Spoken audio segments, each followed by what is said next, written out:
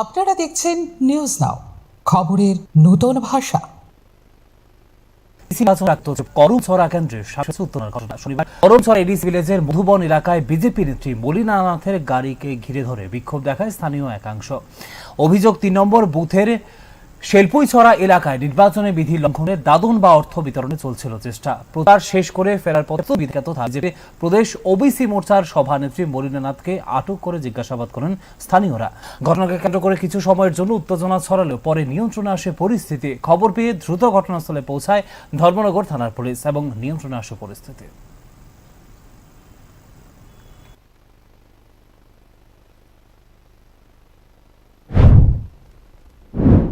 নমস্কার। আগামীকাল 12ই এপ্রিল ত্রিপুরা স্বশাসিত জেলা পরিষদের ইলেকশন। গতকাল 10ই এপ্রিল বিকাল 4টার সময় আমাদের সড়ক প্রচার বন্ধ হয়ে গিয়েছে।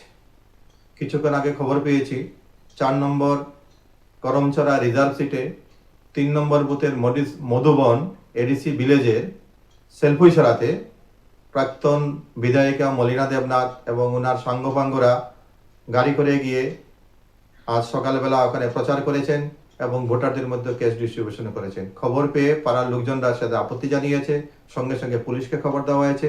পুলিশকে সামনে রেখে যখন পাড়ার ছেলেমেয়েরা ওনাকে জিজ্ঞেস করেছে, উনি বলেছেন আমি তো শনি পূজার প্রসাদ খেতে এসেছি।